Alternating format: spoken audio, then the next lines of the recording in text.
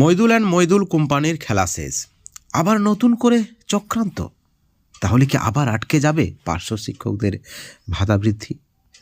পার্শ্ব শিক্ষকদের নতুন করে ভাতা বৃদ্ধির ফাইলের গল্প শোনা যাচ্ছে।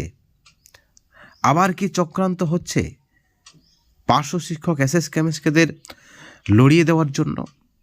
বন্ধুগণ, এই মুহূর্তের আরও একটি বড় খবর, ব্রেকিং নিউজ। রাজ্যের সমস্ত চুক্তিভিত্তিক শিক্ষক, শিক্ষাকর্মী, পার্শ্ব শিক্ষক, এসএস কেমিস্টকে শিক্ষাবন্ধু সহ পৌরসভা, মাদ্রাসা সহ সর্বস্তরের চুক্তিভিত্তিক শিক্ষক, শিক্ষাকর্মীদের জন্য অত্যন্ত বড় একটি আপডেট। আপনাদেরকে অনুরোধ, আপনারা পুরো ভিডিওটি সম্পূর্ণ দেখবেন। ভিডিওর শুরুতেই আপনাদেরকে জানিয়ে রাখি, আবার বেতন বৃদ্ধির ফাইলের গল্প শোনা যাচ্ছে। সব কিছু নাকি রেডি, যে কোনো সময় ঘোষণা হতে পারে। সেখানে প্রাইমারিতে 28,000 টাকা এবং আপার প্রাইমারিতে 32,000 টাকার একটা ভাতা বৃদ্ধির গল্প শোনা যাচ্ছে। ঠিক অপরদিকে নতুন করে মইদুল ইসলাম যে দাবিটা করেছেন তাও কিন্তু অত্যন্ত গুরুত্বপূর্ণ। অনেকেই বলছে ষড়যন্ত্র। বন্ধুগণ, ইতিমধ্যেই আপনারা সকলে জানেন, নতুন করে কমিটি গঠন করেছে শিক্ষামন্ত্রী ব্রাত্য বসু। সেখানে পরিষ্কারভাবে জেলা ওয়াইজ কমিটির যারা জেলা সভাপতি, রাজ্য স্তরের যারা দায়িত্বে রয়েছেন, প্রত্যেকের নাম, লিস্ট, কোন স্কুল, তাদের ফোন নাম্বার সব কিছুই পাবলিশ করেছেন শিক্ষামন্ত্রী ব্রাত্য বসু।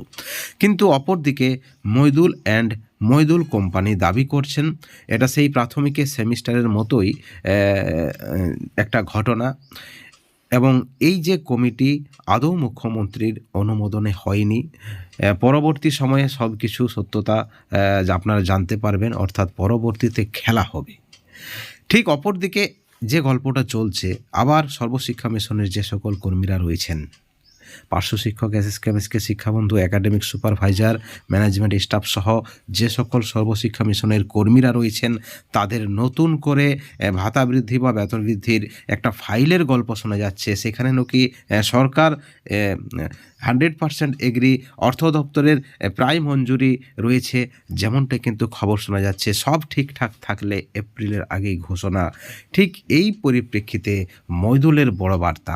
আপনারা সকলে জানেন, মইদুল ইসলাম যদিও তিনি চুক্তিভিত্তিক শিক্ষক বা শিক্ষাকর্মী নন, তিনি একজন স্থায়ী শিক্ষক, কিন্তু চুক্তিভিত্তিক শিক্ষক, শিক্ষাকর্মীদের সমস্ত সংগঠনকে আপনারা দেখেছেন বিগত কয়েক বছর আগে তিনি কি করেছেন, তাদেরকে একত্রিত করে সেখান থেকে নেতৃত্বদের বিভক্ত করে তিনি একটি কমিটি গঠন করেছিলেন, নাম দিয়েছিলেন মুক্তমঞ্চ, এবং সেখানে সব ধরনের চুক্তিভিত্তিক শিক্ষক সংগঠনের নেতৃত্বরা ছিলেন যারা কিন্তু অন্যান্য সংগঠনের বিরোধী।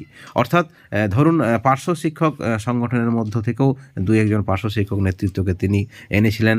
এইভাবে তিনি রাজ্য জুড়ে, জেলা জুড়ে ডেপুটেশন দিয়েছিলেন, রাস্তায় নেমেছিলেন। আদিগঙ্গায় ঝাঁপ থেকে শুরু করে আপনারা দেখেছিলেন বিকাশ ভবনের সামনে শিক্ষিকাদের বিস্পান। অর্থাৎ সব কিছু একটা পারফেক্ট পরিকল্পিতভাবে তিনি একটি চুক্তিভিত্তিক শিক্ষক, শিক্ষাকর্মী এবং কর্মীদের জন্য তিনি লড়াই করেছিলেন, এবং তিনি চেয়েছিলেন সকলের একসাথে দাবি আদায় করতে।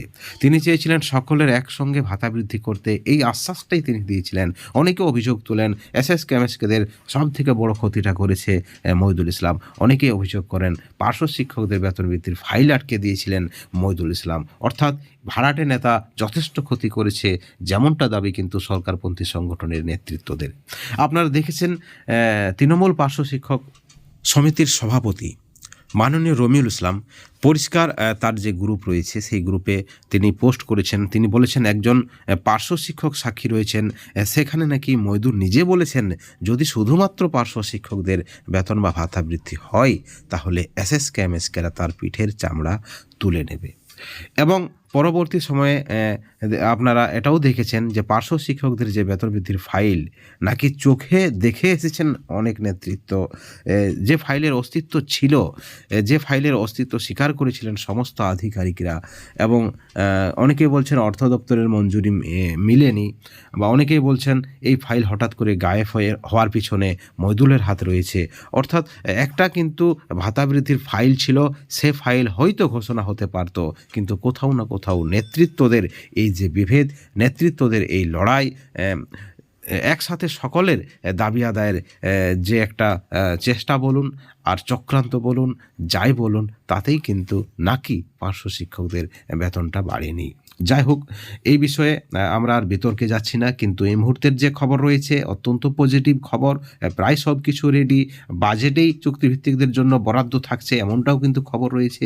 আপনারা জানেন বাজেটে সিভিক ভলেন্টিয়ারদের বিষয়ে রাজ্য সরকারের একটা ভালো পরিকল্পনা রয়েছে। লক্ষ্মীর ভাণ্ডার বাড়বে, সেখানে চুক্তিভিত্তিক শিক্ষাকর্মীদের বিষয়েও নাকি ভাবনা চিন্তা চলছে। এমতো অবস্থায় এগিয়ে আসতে হবে সরকারপন্থী সংগঠনের নেতৃত্বদের, সমস্ত বিভেদ ভুলে, যেমনটা সকলে চাইছেন। ঠিক অপরদিকে নতুন কমিটি পক্ষ থেকে আমাদের চ্যানেলে যেটা জানিয়েছেন, তারা সর্বতোভাবে চেষ্টা করছেন যাতে করে চুক্তিভিত্তিকদের বঞ্চনার দ্রুত অবসান হয়। ঠিক এই জায়গায় দাঁড়িয়ে একদিকে যখন বেতন বৃদ্ধির একটা তোড়জোড় চড়ছে, সেটা 2024-এর 1/3/2024-এর যে আদেশনামা, সেই অর্ডার অনুযায়ী নাকি এককালীন, এই বিষয়টা যদিও পরিষ্কার নয়, কিন্তু আমাদের কাছে যে খবর রয়েছে প্রাইমারিতে 28 এবং আপার প্রাইমারিতে 32,000-এর কাছাকাছি বেতন বা স্যালারি ইনক্রিজের একটা সম্ভাবনা থাকছে।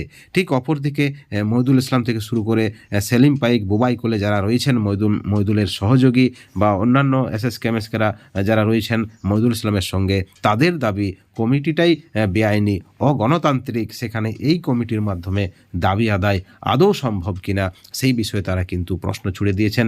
এবং প্রাথমিকের সেমিস্টারে আপনারা দেখেছেন শিক্ষামন্ত্রী ব্রাত্য বসু যে ঘোষণা করেছিলেন, তারপরেই মুখ্যমন্ত্রী তাকে যেভাবে ধমক দিয়েছিলেন, আকার ইঙ্গিতে যেভাবে তাকে, অর্থাৎ শিক্ষামন্ত্রী ব্রাত্য বসুকে হুমকি দিয়েছিলেন, ভৎসনা করেছিলেন মুখ্যমন্ত্রী, সেই প্রসঙ্গ তুলে এনে মইদুল ইসলাম সোশ্যাল মিডিয়াতে পোস্ট করেছেন যে আপনারা দেখে যান, প্রাথমিকের সেমিস্টারের মতোই এই কমিটির গঠন হয়েছে। অর্থাৎ সেখানে মুখ্যমন্ত্রীর অনুমোদন আদৌ ছিল কিনা বা রয়েছে কিনা, সেই বিষয়ে তিনি কিন্তু প্রশ্ন তুলে দিয়েছেন। এখন প্রশ্ন হচ্ছে যে সরকারপন্থী সংগঠনের নেতৃত্বরা বা নতুন কমিটি যেভাবে দাবি করছেন, সেই দাবির বৈধতা আদৌ রয়েছে কিনা, আসলে মুখ্যমন্ত্রীর অনুমোদনে এই কমিটি গঠন হয়েছে কিনা, এবং মুখ্যমন্ত্রীর অনুমোদন ছাড়াই যদি এই কমিটি গঠন হয়, তাহলে এই কমিটির দাবি আদৌ মুখ্যমন্ত্রী মানবেন কিনা, সেই প্রশ্নটাই কিন্তু, সেই আশঙ্কাটাই, সেই সন্দেহটাই কিন্তু তৈরি করে দিলেন